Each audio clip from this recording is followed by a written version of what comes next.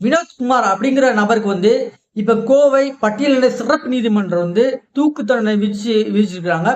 ஏன் இந்த வினோத்குமார்ங்கிற நபருக்கு வந்து தூக்கு தண்டனை விதிச்சிருக்கிறாங்க அப்படின்னு பாத்தீங்கன்னா 2019 மேட்டுப்பாளையத்துல கனகராஜ் வர்ஷினி பிரியா அப்படிங்கிற ஒரு காதல் ஜோடி வந்து பயங்கரமான முறையில வந்து படுகொலை செய்யப்பட்டிருந்தாங்க. ஏன் வந்து இவங்க வந்து படுகொலை செய்யப்பட்டாங்க அப்படின்னு பாத்தீங்கன்னா, வர்ஷினி பிரியா அப்படிங்கிற பொண்ணு வந்து வேற ஜாதி, கனகராஜ் அப்படிங்கிறவர் வந்து வேற ஜாதி. இந்த கனகராஜோட அண்ணன் தான் வந்து வினோத்குமார் அவர்கள்.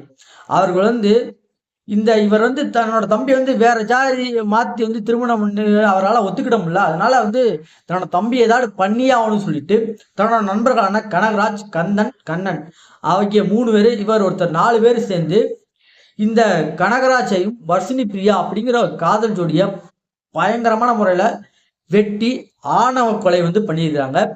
இந்த கேஸுக்கு தான் பாத்தீங்கன்னா இப்ப கனகராஜ், கந்தன், கண்ணன் இவங்க 3 பேர்த்தையும் வந்து கோர்ட் வந்து விடுவிச்சுட்டாங்க. ஆனா இந்த வினோத்குமார் அப்படிங்கிற கனகராஜ் அவரோட அண்ணனுக்கு மட்டும் இப்ப வந்து மரண தண்டனை விதிக்கப்பட்டிருக்கு.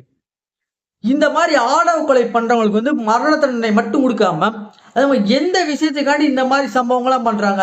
இப்போ ஒரு ஜாதி அடிப்படையா வச்சு இதை பண்ணாங்கன்னா அவங்க யாரை வந்து இழிவா நினைச்சாங்களோ அவங்களுக்கு சேவை செய்யற மாதிரி ஒரு தண்டனை கொடுத்துட்டு அப்புறமா வந்து மரண தண்டனை நிறைவேற்றினாங்கன்னா இது இன்னுமுமே வந்து ஒரு வரலாற்று சிறப்பான ஒரு தீர்ப்பா இருக்கும். இன்னுமே வந்து மக்களுக்கு வந்து ஒரு நம்பிக்கை வரும். அப்பதான் வந்து இந்த ஆணவ கொலை மாதிரி விஷயங்களை வந்து பண்ண நினைக்கிறவங்களுக்கு ஒரு பயம் இருக்கும். இது என்னோட ஒப்பீனியன். உங்களோட ஒப்பீனியனை கட்டாயமா கமெண்ட் சொல்லுங்க. அதே மாதிரி ஆணவ கொலை இந்த மாதிரி விஷயங்களை பத்தி நீங்க எப்படி பாக்குறீங்க, உங்களோட கருத்தை அதையும் கமெண்ட் சொல்லுங்க.